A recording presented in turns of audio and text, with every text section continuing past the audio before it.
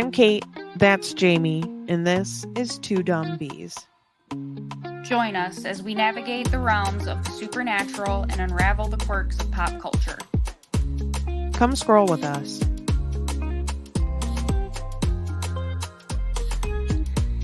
Hello, Dumb Bee besties. Welcome back. We're finally back. We made it. We're here. So happy to see you. Or, you know what we mean. Yeah. I was going to say, or hear you, but we don't hear you either. No, we could read your comments if you commented on our videos, though. So there we go. Yeah. It looks like we have a couple new friends here, too. So, hello. So, I thought that I would just kind of go into a little bit about us really quick for anybody new or coming back and maybe miss something. So, Jamie and I have been friends for a long time, and we're long distance best friends. So, we are constantly... Because Kate moved away, just to be clear on that. Oh, yes. Just to lay the blame on me immediately. It's my fault. I did move away. So we're about 3 hours apart from each other. So we stay connected by sending each other stuff all the time and talking about what we're watching and just Googling, essentially. So we thought it would be fun to include other people in that, too.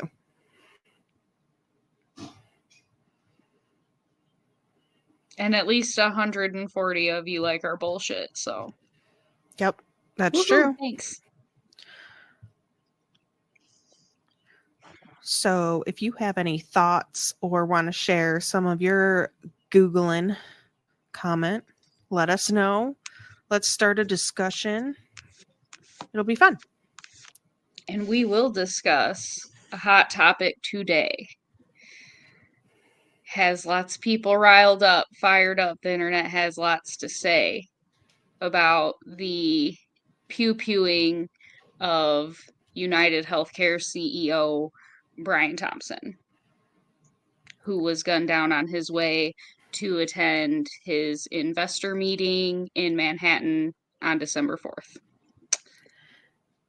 And just so everybody knows, today is that we're recording is December 9th. So this is all the information that we kind of have like now. Right. Actually, I'm glad we waited till today to record. Yeah, it worked out. So they have been searching for this shooter. They had him on video. You see him come out of the alley, and then he pew-pews Brian Thompson in the back like 3 times, I think. Which has sparked so much debate. Some people thought like, oh my gosh, this is a professional hitman. Like professionals from like the military have come out and said like, no, that guy's definitely not a professional. You can tell by his stance or the way he holds his gun. I couldn't tell. No. I thought it looked good. I mean, as good as I can look. I don't know. Yeah. But and then I don't know, I was listening to one guy rant about how they called it a silencer and it wasn't a silencer, it's a suppressor, but Google says they're the same thing, so I don't know what he was talking about. Yeah, I don't know anything about firearms of any type or their accessories. A couple days later, the New York Police Department found his backpack because he had on a backpack in the video. They found the backpack in Central Park. The only thing that they found in the backpack.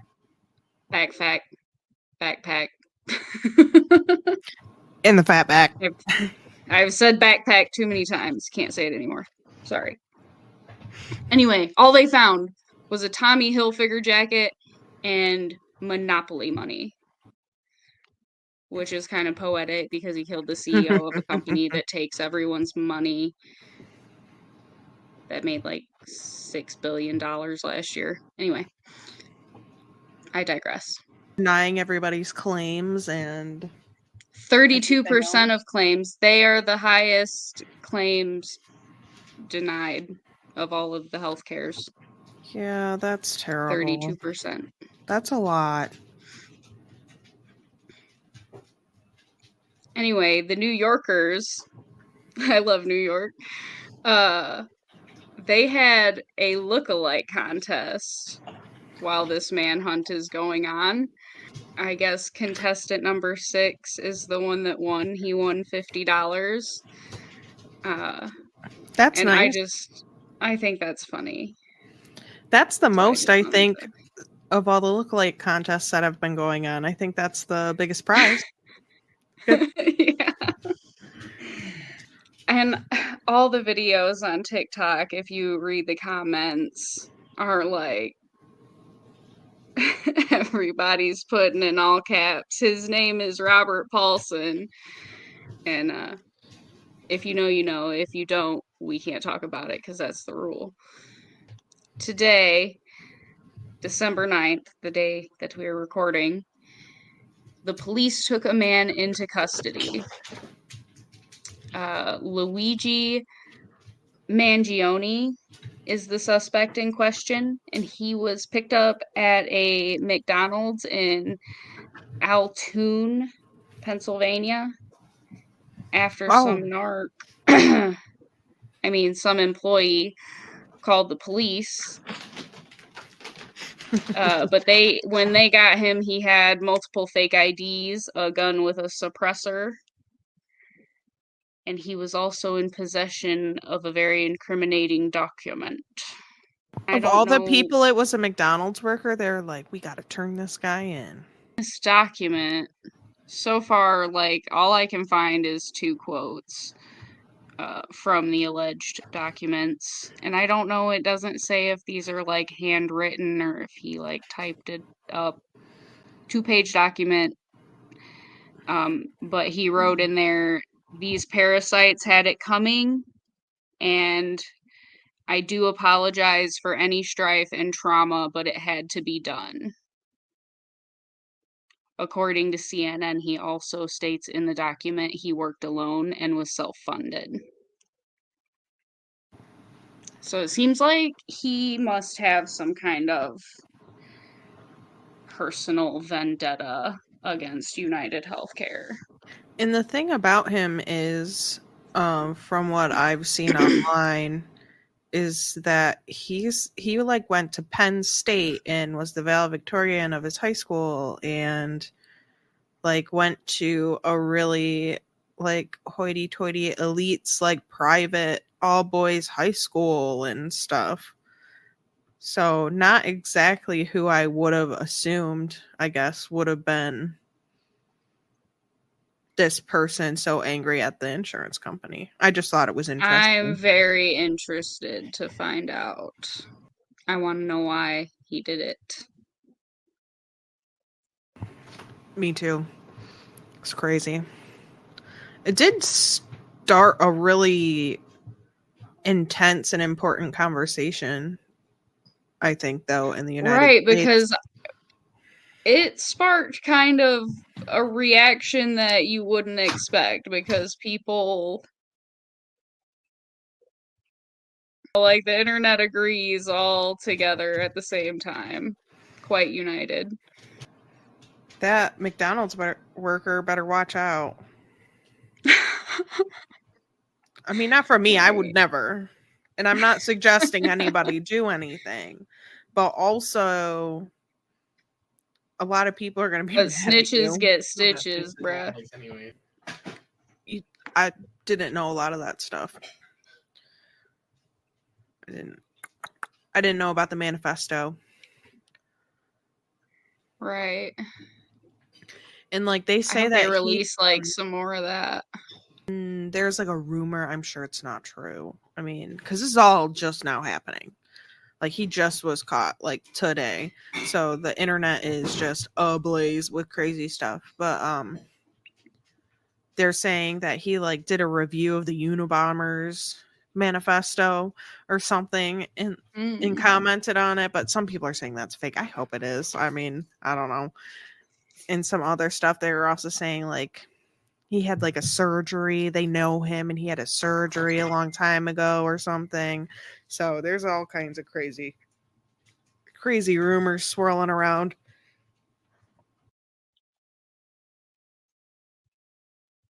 Well, I don't know, what I read just said that he would be having his preliminary hearing shortly. I don't know if that meant like shortly later today or like shortly later this week. I feel like from my understanding it was today. Well, stay tuned. We will follow that. Mhm. Yeah, definitely. We'll do like a catch up happenings episode or something about stuff that's been going on. We've just been really liking doing the series or like the documentaries cuz it's fun. I know, and there's been so much crazy stuff, like the lady in Pennsylvania that got swallowed by the sinkhole. She was looking Yeah. for her cat. It's like really sad. Yeah, there were a few things that I've seen. And then like Niall Payne's, I think that's his name, his death. I don't know. There was a lot of things that have happened since we've done like a news catch up episode. So let us know if that's something you're interested in. We can do like a whole episode. I was kind of thinking maybe we can always just like this one, sprinkle in something at the beginning, or I don't know. Let us know what you're into. So we watched The Lost Children on Netflix, which I would definitely describe this doc as spooky and suspenseful. There's a lot of things going on. It is, it's insane. It's Yeah.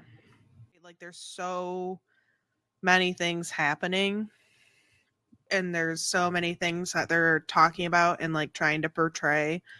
But mainly and it we just seems impossible. Like the outcome here just seems oh my gosh, yeah. impossible.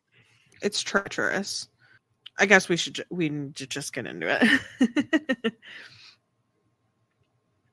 So on May 1st, 2023, a plane crash in the Amazon left 4 children stranded. They survived an extraordinary 40 days in the rainforest. How did they do it?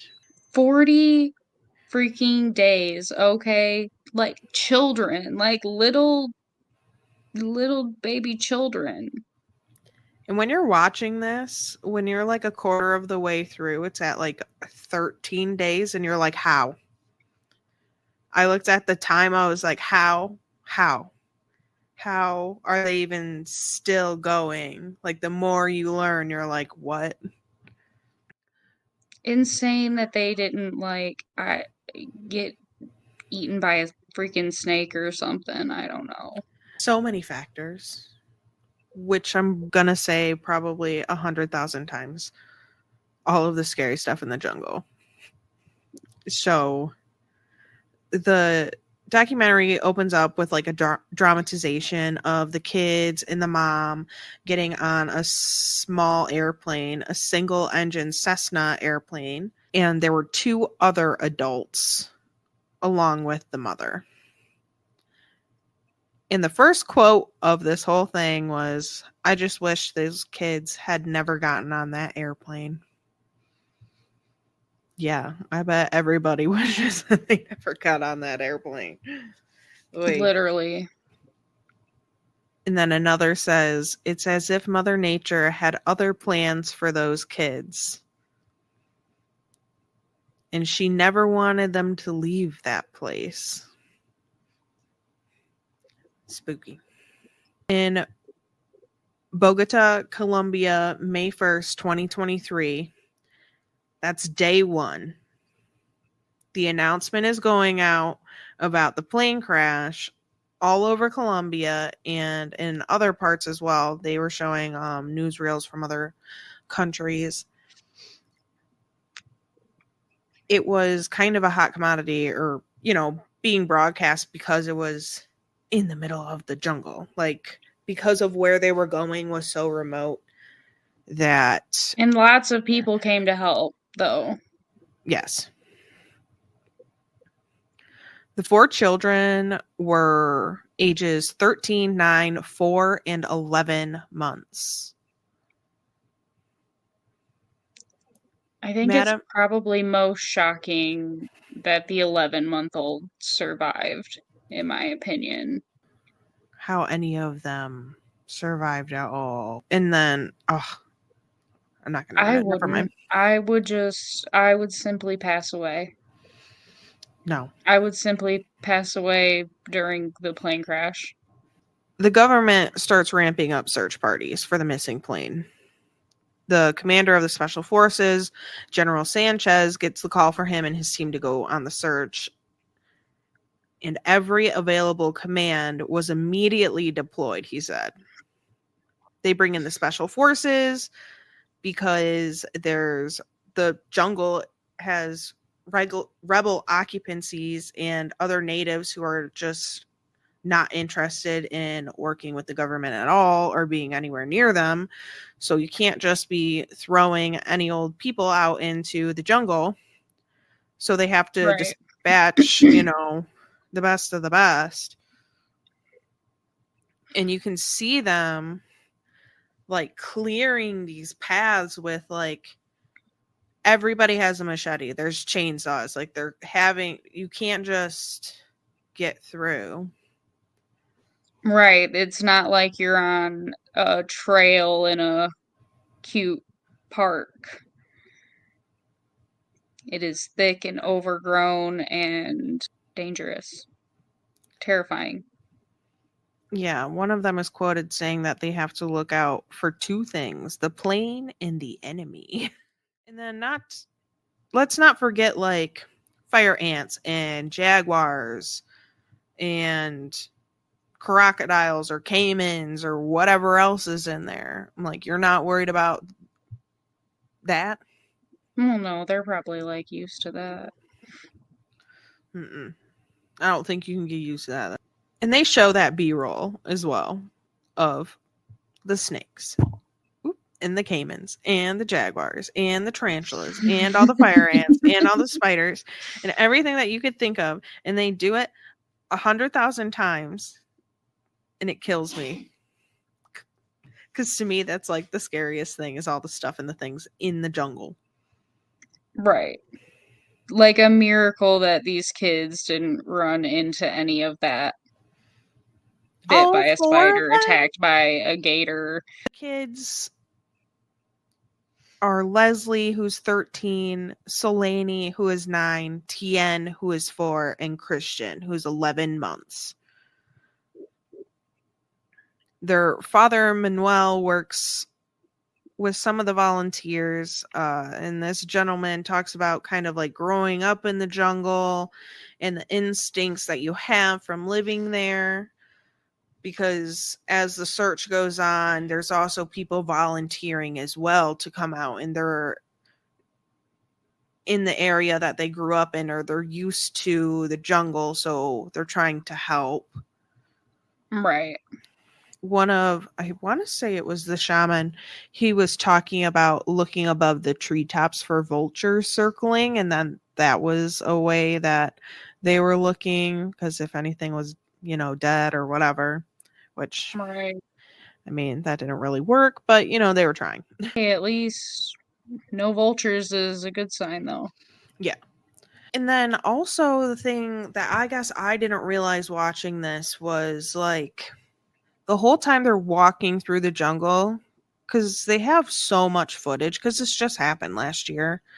So everybody has a camera. There's a lot of footage. So they had so much footage of like them actively searching. The whole rainforest, at least where they are, it's like almost like a creek, the whole thing. Like there's no just solid ground. It's ankle deep water almost the whole time is what it looked like. And they're just, wearing flip-flops, flip-flopping around in there. What's in there? Couldn't be me. No, there's like Could not. scorpions and stuff in there. I don't know. Oh my gosh, Like, this I'm going in full, like, muck boots and waders and yeah.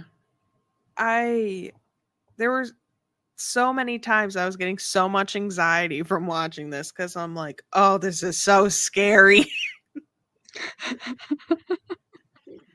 This is like my worst nightmare. And it's hot and wet. No, just seems icky all around. exactly. Not a good time. So they have this little 11-year-old boy who's helping one of the groups. They split the groups up, I believe, into like 5 groups. So now they have like soldiers mixed in with indigenous people, and they're all kind of working together, which is also very much like a through plot to this is like the Colombian dynamic between like their people and their government and stuff like that. It is kind of Because it's a political. very sketchy relationship. Yeah, it seems like the indigenous people, they believe in like what they grew up with and the spirits and certain rituals and how they believe certain things are, and then there's a lot of like Christianity and Catholics and stuff as well, like maybe more in the cities, and it seemed as though like the government and like the soldiers were Catholic or Christian as well. So there's just kind of like a divide, and they're not always getting along. So this really kind of brought them together. So they had this 11-year-old boy helping them, and they found the plane. He was like, "Hey, I think I saw it in here, over here." They're like, "What?" And he's like, "Yeah, over here." And he found it. So they got the plane. And at first, But it's just like part of the plane, right? Didn't it break? yeah, well, it like crashed nose down. So at first, they didn't see because it was like compacted into the front. Do you know what I'm saying? Yeah. Okay. They didn't see everything. So when Right. they first got there, what they saw was like some tennis shoes and like part of the mom and like her hair. So they originally just called it and said everybody died, right? Which is kind of crazy. I can't believe that they said just that everybody perished. That was nuts. And then they like immediately started actually investigating. But yeah, they told over the walkie-talkies to like everybody that everybody died. Well, I mean, the way the plane was all smushed it back there, Yeah. it Yeah. probably did look really bad. Yeah. So they said that the dad didn't react, Manuel, and we'll hear some other shit about Mr. Manuel later, okay? Because I don't know. Supposedly the jungle doesn't like him. We'll leave it at that for now. So the body that they had originally found was the children's mother, Magdalena. And now after a search, well, a more thorough search. So they found 2 more adult bodies in the plane. So they were in the nose of the plane. And they were looking around the plane, and they found a suitcase that they felt looked like it had been like opened up and rummaged through. Which is like their, other than the plane, I guess, is like their first clue, like finally. So they saw that, they're like, okay, we don't know that Signs they're of life. dead. Yeah, signs of life, exactly. So they start looking around, and a little further away, they find the top of a baby bottle and some passion fruit with like bite marks, like human bite marks and stuff in it.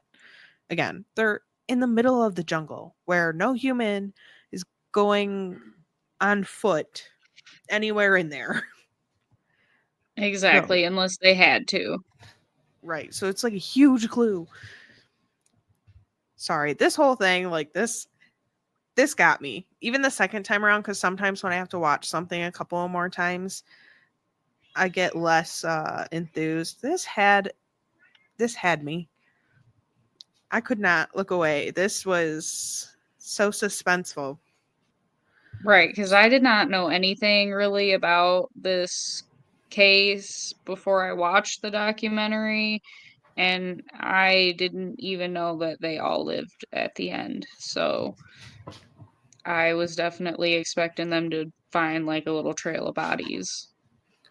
Right. And they're already like in the middle of the jungle. And now they know that these kids are on the move deep in the fucking jungle. They're already pretty deep. They have to keep going. Like at this point, the plane crashed over 2 weeks ago. Sorry, the whole thing's mind blowing. 2 weeks. Couldn't imagine lasting 2 nights. I'm like, man, we're only 2 weeks into the search. The Suspense is killing me again. general said he would keep searching till they find all four of the children. Now they start calling this search Operation Hope. The children are over 100 kilometers away from the plane crash at this point, they suspect, which is about 62 miles. And is this where they start like playing the was it the grandma's voice telling them to stay where they Yeah, are, that yep. there's people looking for them? Yep, they bring in a search and rescue dog, a Belgian Malinois. Malinois? How do you say that? Malinois? Malinese. It's Malinese, I think. But I don't know. We'll go with it. They brought a dog in I to heard the somebody say jungle. it on the internet once. Good enough for me. And yeah, they've got, so it was a big megaphone or loudspeaker or whatever, and it said, "Children, if you can hear this, stay where you are. Please stay put." And it was in their grandma's voice.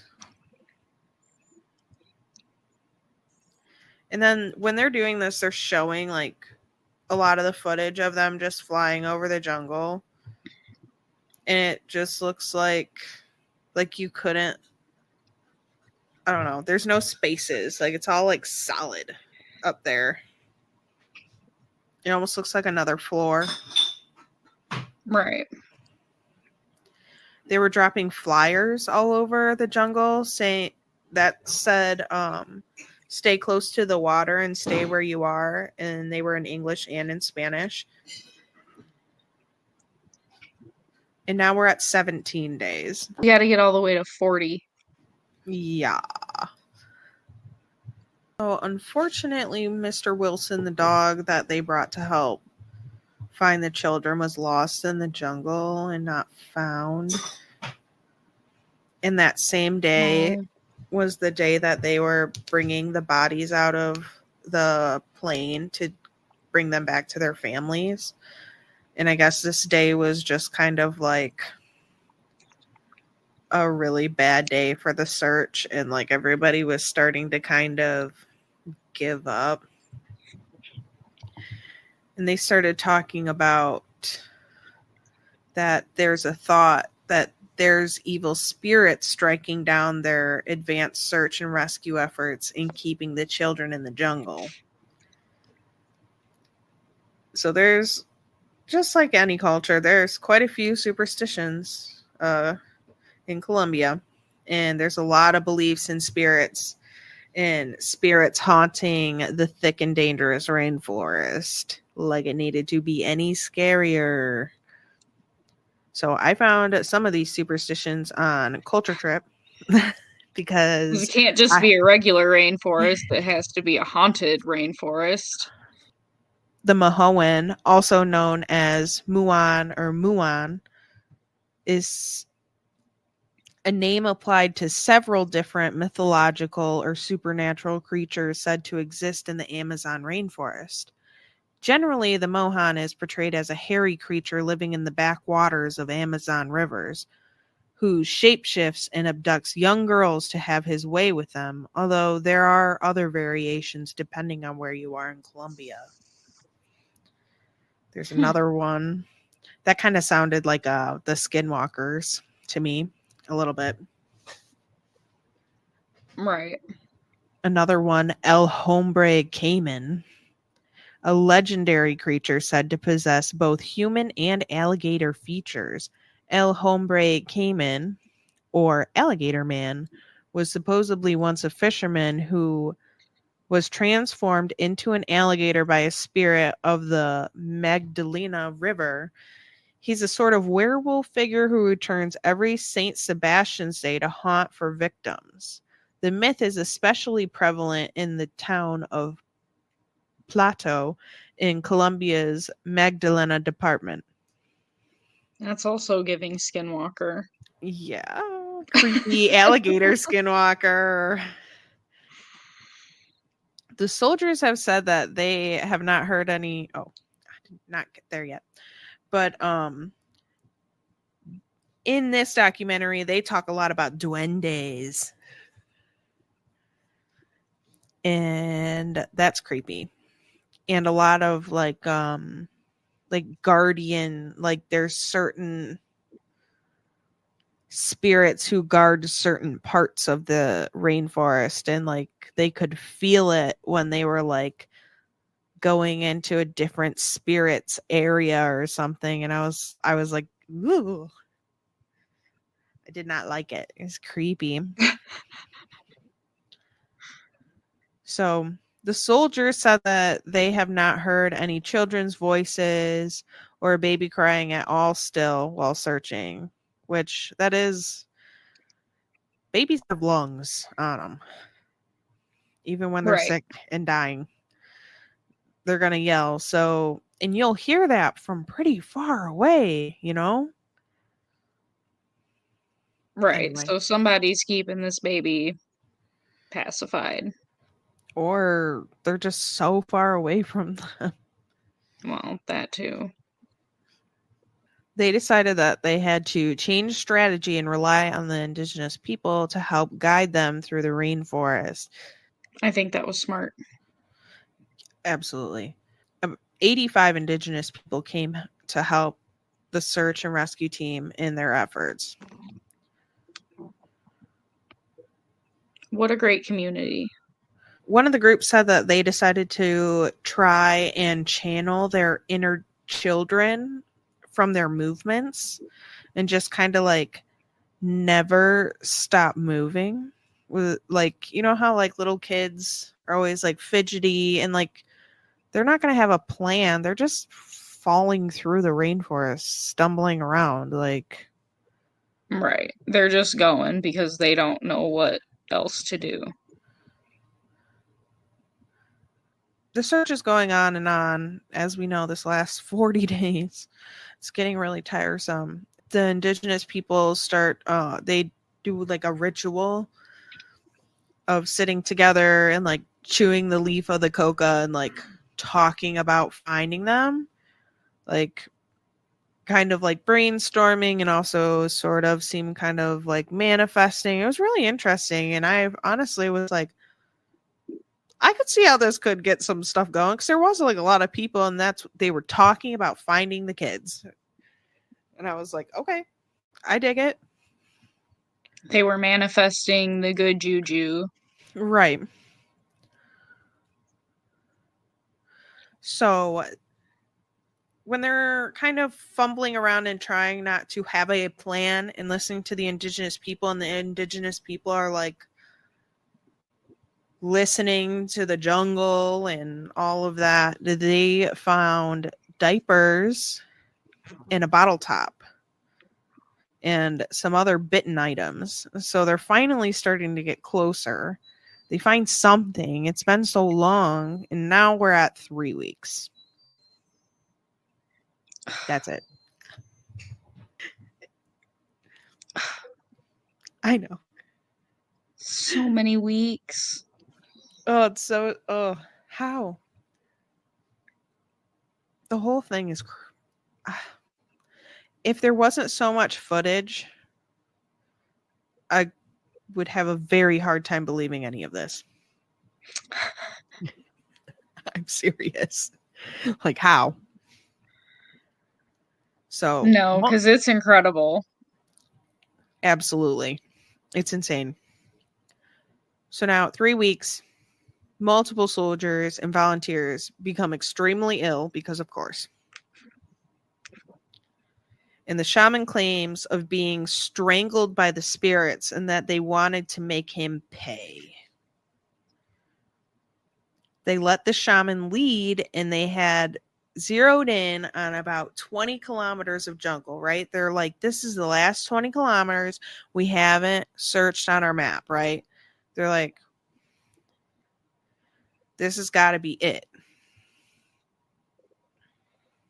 They close in on that little last search area, and they did not find the kids.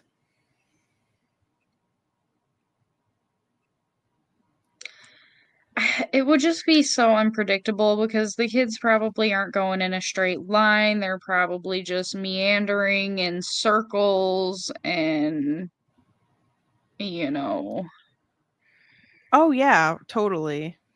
Yeah, I'm sure they're backtracking and doing all kinds, like, because they don't know where they are. Right. No, probably no sense of direction to be had. Right. And there's no way to, I mean, yeah, the sun, but they would have to like But can know you see that. the sun through the canopy of the Yeah, trees, so though? thick is so thick. And they were so young, would they even know that? Now we finally hear about shitty dad Manuel. Supposedly, allegedly. I don't know this man. It's just how they portrayed it, okay? So grandma comes in and she says that at the time she thought that they couldn't find the kids because Leslie wanted to hide. She says, I mean, she didn't want to be found because she didn't want to see Manuel. The aunt said, to be honest, I hate that man so much, talking about Manuel. What did Manuel do? Leslie's teacher said that she was also often sad and a quiet girl. They say that she saw all the time the abuse her mother went through with Manuel, and the grandma thinks that that's why they hid, that they didn't want to be with Manuel.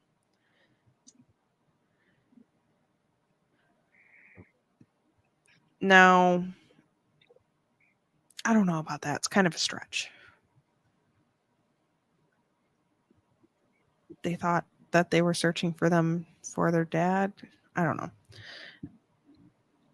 It did. They did say that like he would like beat her mom and stuff, but I guess I I don't don't know. I know. think the kids, the oldest daughter said later that they would try to follow the sounds of the speaker, but then it would fade and get Yeah. further away from them. And when I did hear that, I was like, I think that almost maybe that speaker was a mistake. Because they weren't actually, they clearly weren't listening to the actual message that they were giving, or they couldn't find the water. I don't know. You know, Well, and it'd be like you hard. said, it's kind of all watery. There's Yeah. a lot of Yes. water. Yeah. No. Totally. I'm like, what do you mean the water? It's all fucking water. It's like a giant swamp, like the world's biggest Right. swamp. It's huge. So the shaman thinks that the Dundee are after them and the captain. And they close in on that last search area and they didn't find it. Yeah.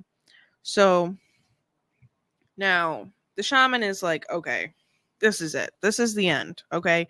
We're going to find these kids. This is what we're going to do. There's only one last thing to do, and it's Yahe, or as we may know it, as ayahuasca.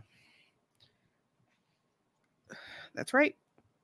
They're going to trip balls and get those intergalactic spirit messages and find them kids. I guess. In the shaman's words, Yahe is God. Yahe was our last option. There was no other solution. He says it's like a nuclear weapon for us. So he calls the General Sanchez, and asks him for a favor and has them airlift freaking ayahuasca to them in the middle of the jungle so that they can trip and let the spirits tell them where the babies are. I mean, hey, sometimes you need to consult with your third eye. All I'm saying. I don't hate it. I don't hate it. So it sounds really terrifying. I'm not trying to trip in the The middle of the jungle. last place I would want to trip is the middle of the jungle. They first give it to the kid's father. And they said it was a wasted bullet and that the jungle rejected him. And they told him to frickin' leave.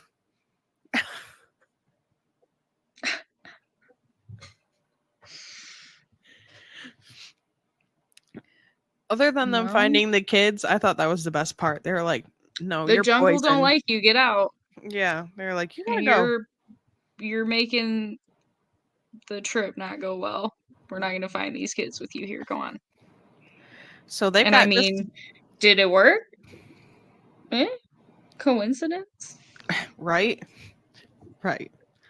So they had just enough left for one more person to do it. So the shaman, Rubio, he did. He said he turned into a tiger, and they show him just like in tiger's like point of view running through the forest. And then we're on day 40. And the shaman says, we'll find the children today at 3 p.m. What? So, and Nothing because else. So vague, so mysterious. Well, and because he said that, I guess the government said, all right, well, then that's what you have, essentially. You have until today at 3 p.m., and we're pulling the whole operation. So it's now or never. And around just before 2 p.m., rescuers, rescuers start coming back to camp, packing their stuff up, getting on out of there. They're like, this is over. And then all of a sudden, somebody hears a baby cry. And they all stopped and listened. And they heard it again. And then I have goosebumps. and then he said that he was looking one way and he looked the other way, and there they were. They were just right there. And they found them. And they Insanity. Impossible circumstances. Would not believe it if it wasn't filmed. No way. No. Especially the end and the timing and everything. No way. All four of them were alive. I don't know if I said that. All four of them were alive. They were skin and bones. They looked not like humans. They looked like little. And they did say that the boy, had they not found them, that day, he was not going to make it. No. The baby did not look like a baby. I'm not trying to be mean. That's not what I mean. It's just like They were starving to death, literally. yeah, it was horrible. So Leslie tells her story of events at the end. So I'll try and do they kind of just bullet pointed it. So I'm going to kind of try and do the same thing. She had to pull her sister out from under her mom when the plane crashed, which, yay. She said she dragged herself by her knees for the first 20 days. She had like gotten an injury on her side, I think. Her main priority, she said, was the baby, and they kept alive mostly on raw fish that Leslie caught using a fishing rod that she had put together. And just a reminder, Leslie is the 9-year-old. She's kind of the one who really kept them going. They said, like you had said, that they tried to follow the voice in the sky, but it would fade. And one night they almost sat on a snake, and then they killed it with a stick. Leslie said that she had a dream that they would never find them. She said that she tried to leave them, her siblings, and go on her own, and went back after about 20 minutes because she couldn't just like leave them. And that the baby and her brother were both really like close to death, and she could tell. So that was kind of like her little rundown. But yeah. But their grandma and their aunt, they seem like really, really awesome, and like they love them a lot. So I think that they'll all end up being okay. They kept they said the kids' names, but they blurred their faces, which is good. And there was a lot of people in this were anonymous, I will say. But no, I just thought it was really cool. It was really interesting. It's crazy, absolutely insane. I don't know. What a It's story. unbelievable. And it's just like, as a mom, I just can't freaking imagine like my kid out in the jungle all alone, dragging himself around by his knees because he can't walk. Ah! Yeah, totally.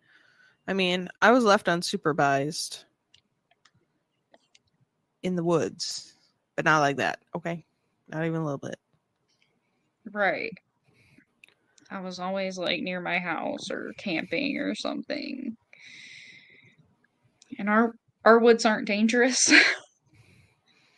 We don't got no jaguars or tarantulas or Yeah, you just gotta like worry about not I breaking guess a leg maybe or like a something. bobcat or something, yeah, or fallen. Not when we were kids. They weren't down here. I'd never seen nothing like that. I grew up in the South. And like growing up as a kid, we would go to upstate New York a lot and go out in the middle of the woods a lot and be in the creeks and stuff, but nothing like that. It does not compare. Right. Does not compare. It's so scary. Well, if you made it this far, you need to like or comment or subscribe or all three. Preferably subscribe. Would you please subscribe? That would be really cool. And if you're a repeat offender, if you viewed twice now or more times and you're not subscribed, then you should just subscribe. You're watching anyway. Yeah, it's kind of rude. If we're being honest. Don't be rude. Nobody likes to rude, dude. Straight up. All right. I think that's it. Okay, So bye. goodbye. All right, cool. Bye.